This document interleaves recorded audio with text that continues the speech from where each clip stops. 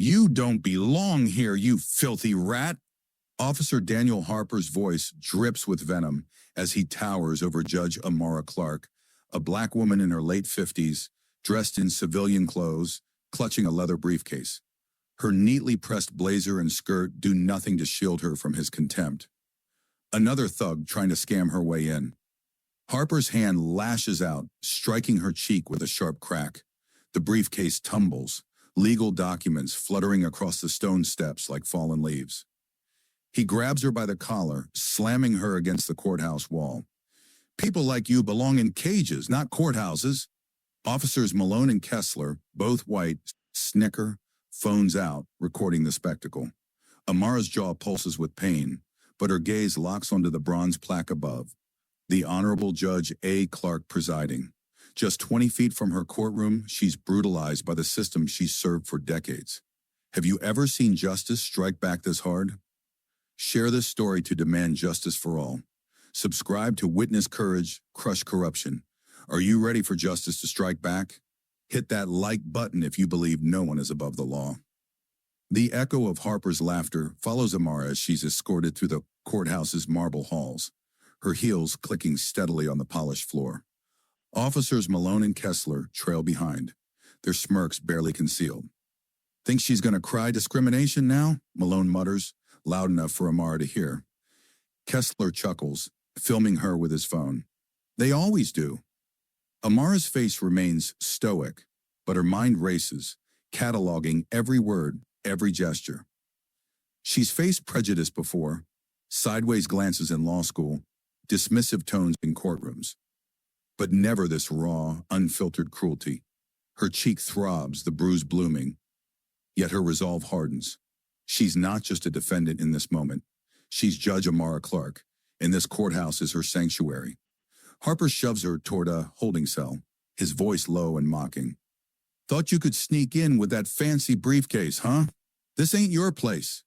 Amara turns, her eyes like tempered steel. You'll learn soon enough where my place is, officer. Her voice is calm, carrying a weight that makes Harper hesitate for a fleeting moment, before he scoffs and slams the cell door shut. Alone, Amara steadies her breathing, her mind sharp as a blade. 25 years on the bench, thousands of cases, countless fights for justice. She's faced worse odds. But this is personal, and she's ready to turn the tables. The courthouse hums with nervous energy as Amara sits in the holding room, her posture regal. Bailiff Marcus Reed returns, carrying a garment bag and a small wooden box, his hands trembling. Your robes, Your Honor, and your gavel, he says, voice thick with guilt. I can't believe this happened. I didn't recognize you without... Amara cuts him off gently. It's not your fault, Marcus. But when we return, announce me properly. Reed nods, swallowing hard. How, Your Honor? Amara rises, her presence commanding even in the cramped room. The Honorable Judge Amara Clarke presiding. She unzips the garment bag, revealing her black judicial robes, silver trim glinting like armor. As she slips them on, the fabric settles over her shoulders, a mantle of authority she's worn for decades. Each fold reminds her of the oath she's taken, the justice she's sworn to uphold. She opens the wooden box, lifting her ceremonial gavel, its weight grounding her. Engraved on the handle, Justice Sees All. Amara glances in the small mirror. The bruise on her cheek is stark, but now it's more than evidence of Harper's cruelty. It's a symbol of a system failing its own, and her resolve to restore it. When court resumes, she says to Reed, Officer Harper will learn what justice means. Her phone, returned after the arrest, buzzes with more messages from her clerk, Naomi Wells. Judge Clarke, the attorneys are panicking. Are you okay? Amara types. Clear my calendar. Tell them I'm handling a critical matter. She dials Chief Judge Sophia Rivera again. Sophia, the footage is secured? Yes, Rivera replies. Multiple copies, as you asked. And I've started pulling Harper's case files. Amara, this is unprecedented. Amara's voice is steel. It's just the beginning. In 10 minutes, I'm taking my bench. Harper's about to face the consequences of his actions. All rise.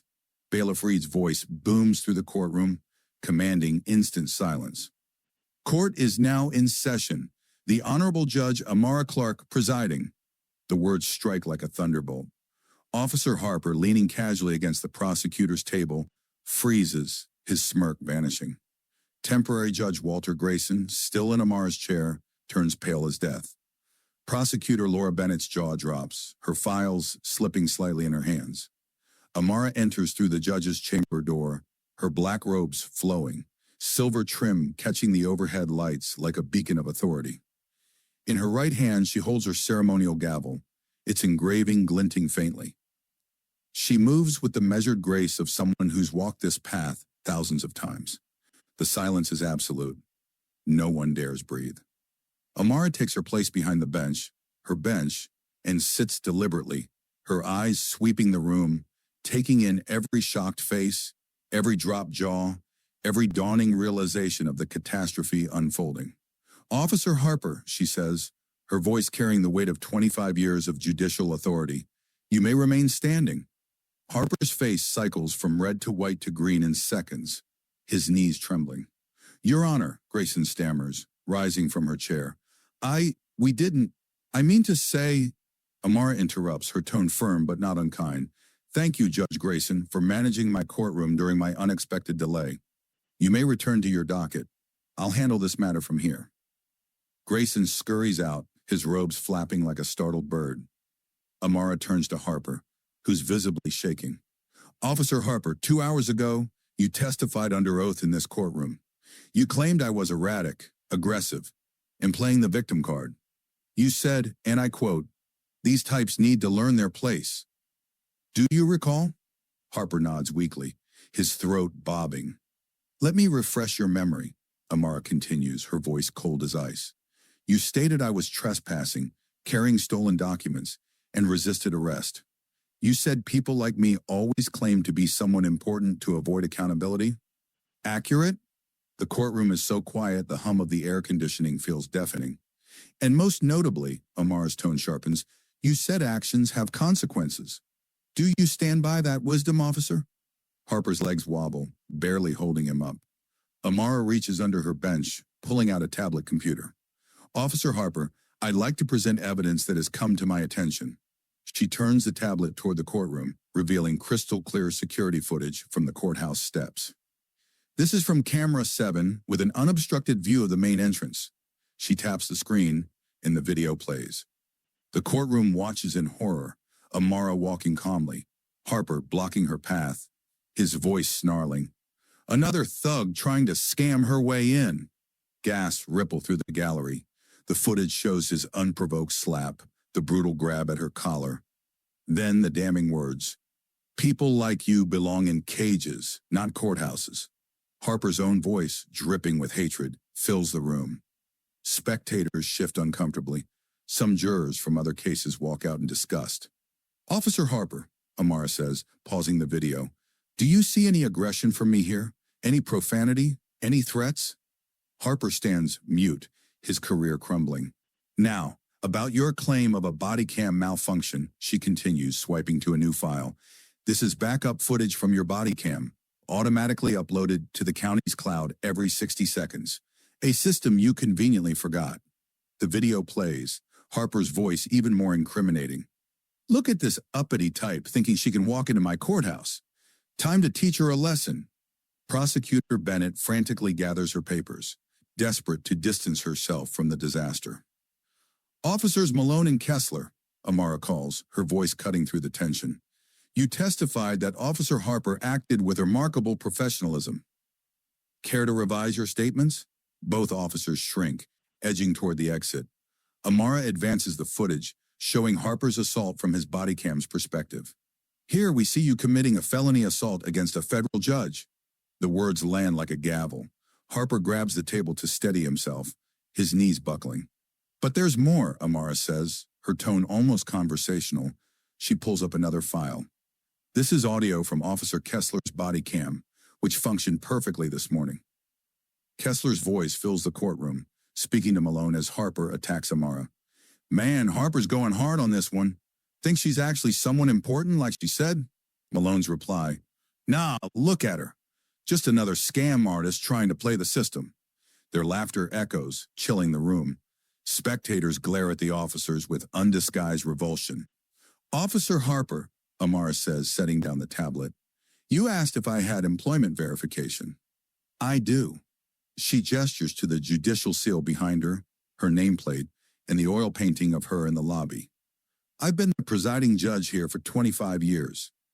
Every case you've testified in, every warrant you've requested, every arrest you've made in this jurisdiction, under my authority." Harper croaks. "Your Honor, I didn't know." Amara's eyes narrow. "You didn't know because you didn't look. You saw a black woman and assumed she was nothing.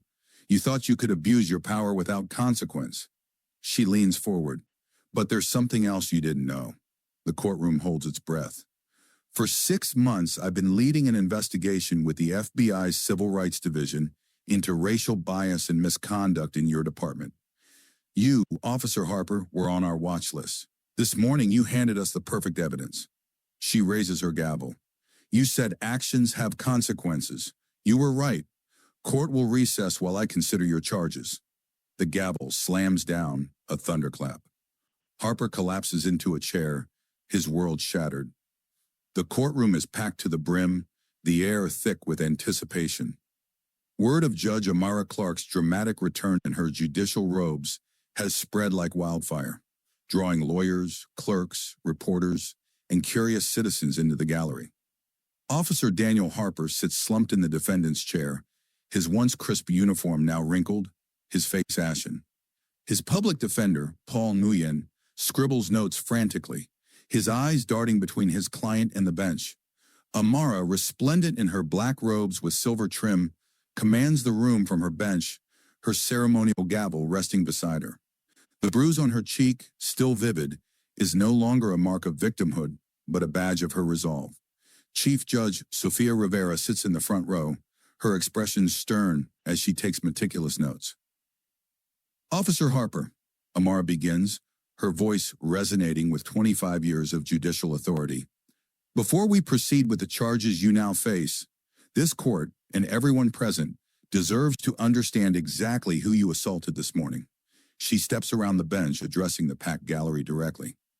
"I am Judge Amara Clarke. For 25 years, I have served as the presiding judge of this courthouse, appointed by Governor Patterson in 2001, with unanimous state Senate confirmation." Her words carry the weight of a lifetime dedicated to justice. "I graduated magna cum laude from Harvard Law School, where I served as editor of the Harvard Law Review. Before this bench, I spent 8 years as a federal prosecutor in the Department of Justice's Civil Rights Division, prosecuting 47 cases of police misconduct and institutional bias." Nguyen's pen slows, his face paling as he calculates the legal peril his client faces. Amara's gaze locks onto Harper, who shrinks under her scrutiny. "In my 25 years on this bench, I have presided over more than 15,000 cases. I've sentenced thieves, fraudsters, murderers. I've heard every excuse, every justification. But never, Officer Harper, have I encountered such a blatant example of everything wrong with policing in this country." The courtroom is silent, save for Harper's labored breathing. "When you called me a filthy rat and said I belonged in a cage, when you struck me outside my own courthouse, you weren't just attacking a citizen. You were attacking the very system of justice I've dedicated my life to upholding." Amara opens a thick manila folder on her bench, its contents meticulously organized. "Let's examine your career, Officer Harper, shall we?" Nguyen leans over, whispering urgently, but Harper is paralyzed, his eyes fixed on the floor. "According to internal affairs records, you've been the subject of 47 formal complaints over your 15-year career. That's more than 3 complaints per year." She pulls out a document, holding it up for the courtroom to see. "Complaint number 1, filed in 2010 by Mrs. Elena Torres, a 62-year-old grandmother. She alleged you used derogatory language during a traffic stop and slammed her against her car when she asked for your badge number. Your department deemed it unsubstantiated." The gallery stirs, murmurs rippling through the crowd. Amara flips to another page. Complaint number 12, 2013. Jamal Reed, a 17-year-old honor student, claimed you planted drugs in his backpack after he refused to snitch on his cousin. Unsubstantiated. Harper's breathing grows ragged, his hands trembling.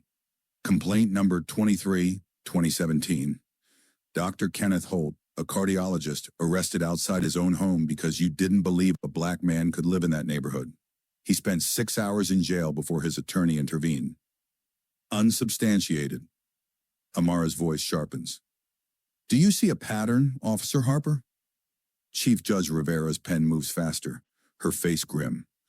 Amara unveils a large chart, placing it on an easel for all to see. I've cross-referenced your complaints with your arrest statistics, and the numbers are striking. She points with a laser pointer. In 15 years, you've made 1,200 arrests. Of those, 1,020, 85%, involve people of color, despite your precinct's demographics being 40% white, 32% Hispanic, and 28% black. The gallery gasped softly. Your use of force reports show physical force in 60% of arrests involving people of color, compared to just 10% for white suspects. And here's the most telling figure. 35% of your 1,020 arrests of people of color, 357 cases, were dismissed due to lack of evidence, prosecutorial misconduct, or constitutional violations. Amara turns to Harper, her gaze unrelenting.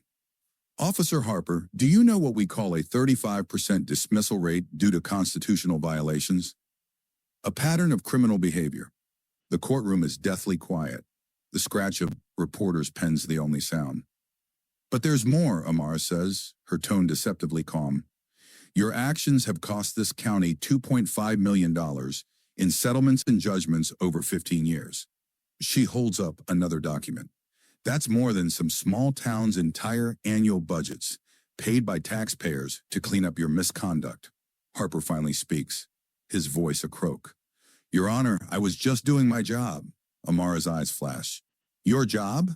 She pulls out an official document, reading aloud.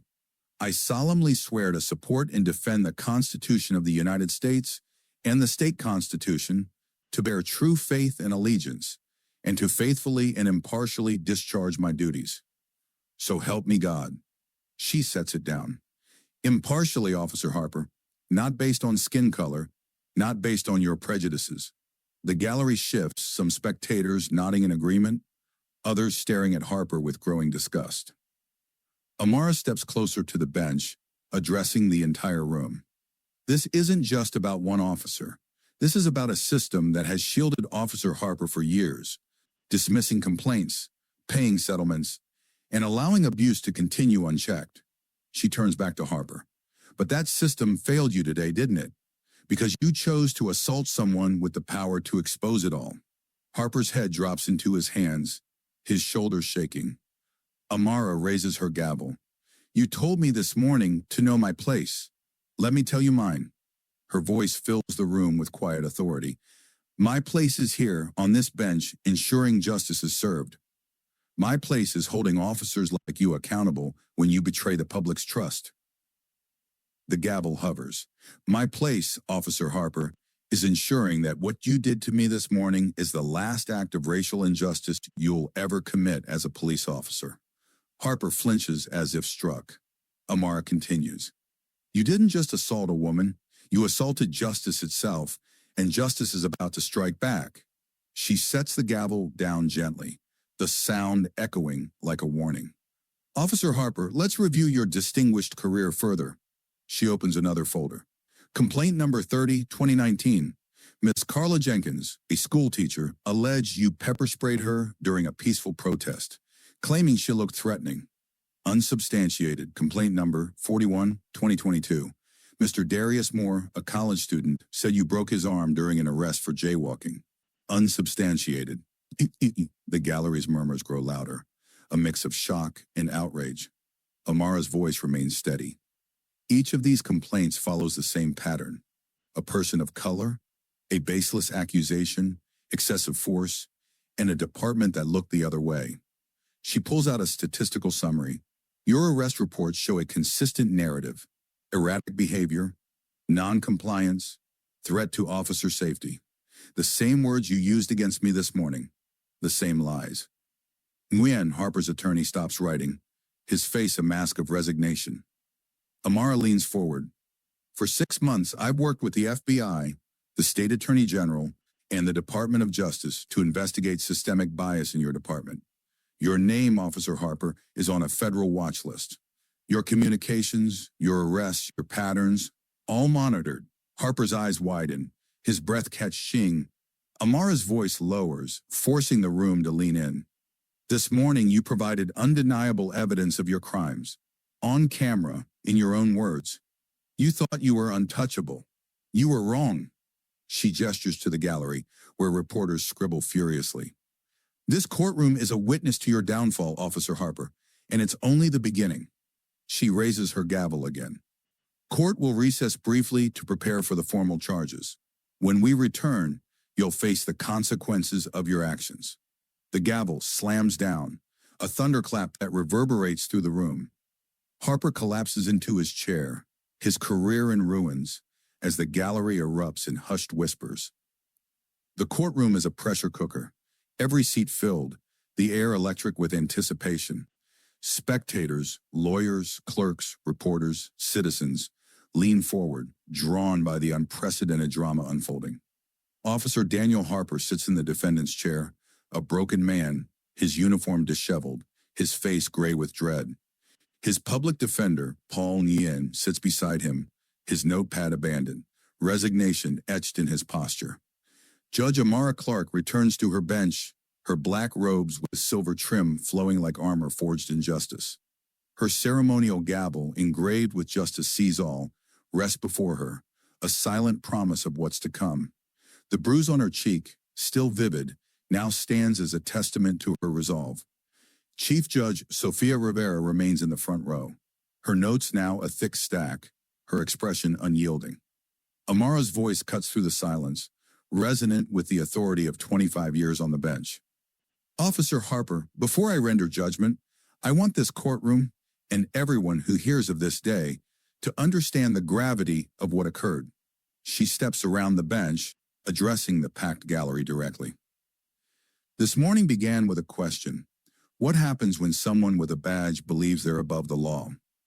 What happens when years of unchecked power and systemic protection create a man who thinks he can assault a federal judge and walk away unscathed? Harper's shoulders slump further, his eyes fixed on the floor, unable to meet her gaze. She continues, her voice steady but laced with passion. For 15 years, Officer Harper, you've terrorized this community. You've violated the constitutional rights of citizens whose only crime was existing while black or brown. You've mocked the badge you swore to honor. Her gaze sweeps the room, landing on Officers Malone and Kessler, who shrink in the gallery, their earlier smirks gone. But your greatest mistake wasn't your brutality. It was believing the system would always shield you, no matter how many lives you destroyed. Harper looks up, his eyes red, defeated. Amara's voice drops, forcing the room to strain to hear. This morning, when you called me a filthy rat and told me I belonged in a cage, when you struck me in front of my own courthouse, you thought you were dominating another powerless victim. She straightens, her presence commanding every inch of the room. But I was never powerless, Officer Harper, and neither were the countless others you've brutalized over the years. The difference today is that justice had a witness. The gallery holds its breath. Amara returns to her bench, lifting her gavel. Based on the evidence presented, your own words, your own actions, captured on camera, I find you guilty of assault in the first degree, a felony. The words hit like thunder. Harper flinches, his attorney closing his eyes in defeat. I find you guilty of assault on a judicial officer, a federal felony with a mandatory minimum of 5 years. Nguyen buries his face in his hands. Amara's voice grows colder. I find you guilty of deprivation of civil rights under color of law, a federal felony punishable by up to 10 years. Harper shrinks, his body trembling. And I find you guilty of perjury in the first degree for your false testimony under oath in this courtroom. She pauses, letting the weight of the charges settle. But this case isn't just about you, Officer Harper. You're a symptom of a disease that's infected our justice system for far too long. She turns to the gallery, her voice rising with conviction. For years, we've allowed officers to act with impunity. We've dismissed complaints, ignored evidence, paid settlements, and let the abuse continue. We've told victims their experiences don't matter, their voices don't count, that justice isn't for them. Her eyes blaze with purpose. That ends today. What happened here proves no one, no officer, no prosecutor, no judge, is above the law. Harper breaks, sobs racking his body, echoing in the silent courtroom. "I'm sorry," he whispers, barely audible. "I didn't know." Amara's gaze softens, but only slightly. "Your apology is 15 years and 47 complaints too late, Officer Harper. Your remorse comes only because you were caught by someone with the power to hold you accountable." She lifts her gavel high. "But know this, every grandmother you insulted, every student you framed, every citizen you wronged, they all deserve this justice." The gavel hovers. "Today, I'm not just delivering justice for myself. I'm delivering it for every person whose complaints were buried as unsubstantiated. For every family forced to watch their loved ones suffer while the system turned away." Her voice fills the room, unwavering. "Officer Harper, you told me to know my place. My place is ensuring bullies like you can't hide behind a badge while destroying lives." The gavel crashes down, a sound like the crack of thunder. "You are hereby sentenced to the maximum penalty, 25 years in federal prison. No parole." Harper collapses, his sobs uncontrollable, his body shaking as Nguyen tries to steady him. Amara's voice cuts through.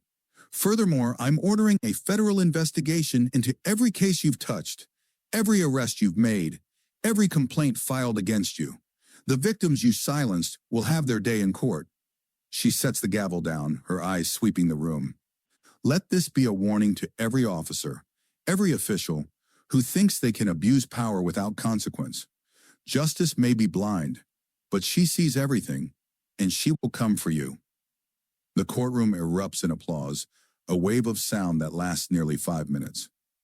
Reporters scribble furiously, their pens racing to capture the historic moment. Chief Judge Rivera stands, nodding solemnly to Amara, her notes clutched tightly. Malone and Kessler slip toward the exit, their faces pale, knowing their own testimony has implicated them. Amara remains on her bench, her robes a symbol of unyielding authority, her bruise a reminder of the cost of justice. The gallery watches in awe, the weight of her words settling over them like a mantle.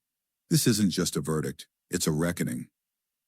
The hallway buzzes with frenzied chatter as spectators spill out, their voices a mix of shock, admiration, and outrage. Reporters cluster around their laptops drafting headlines.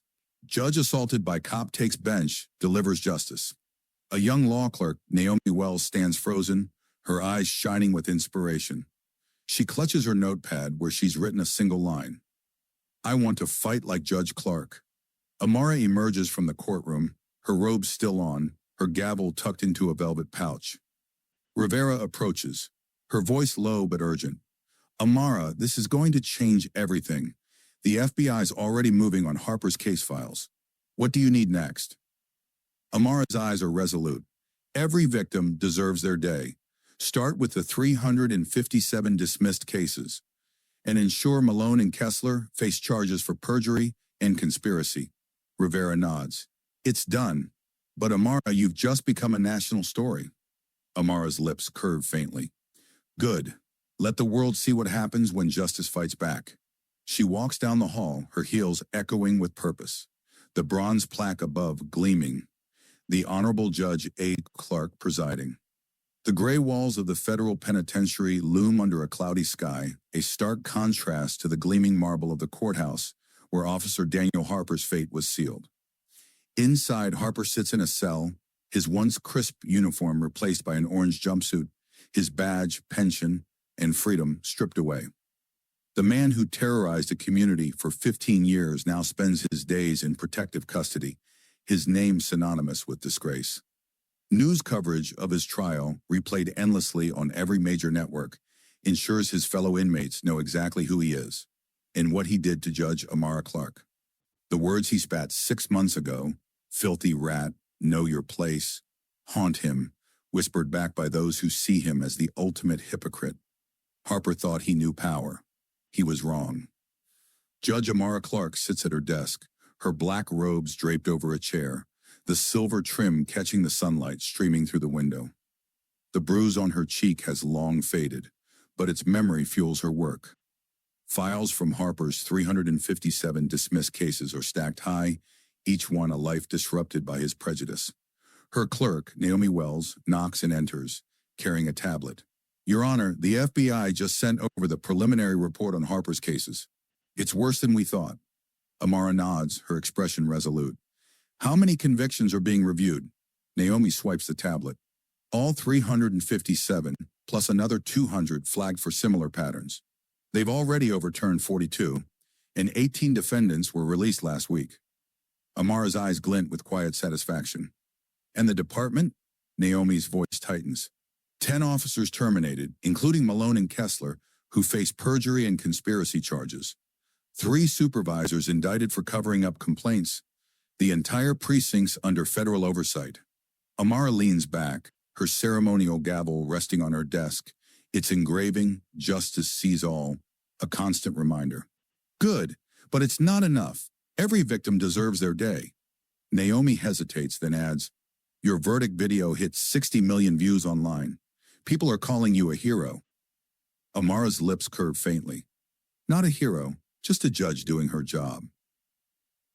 The courthouse, newly renamed the Justice Clarke Federal Courthouse, stands proud, a bronze plaque at its entrance reading, Here justice found its voice. Crowds gathered daily, some holding signs, Justice for all, End police abuse. Amara's verdict has sparked a movement, rippling far beyond the county. The federal investigation she ordered uncovered a web of corruption in Harper's department. Body cameras, now mandatory with tamper-proof backups, ensure no malfunction can hide the truth. The county paid $7.2 million in compensation to Harper's victims, funds drawn directly from the police budget. A stinging reminder of accountability. Amara steps out of the courthouse, greeted by a small group of activists.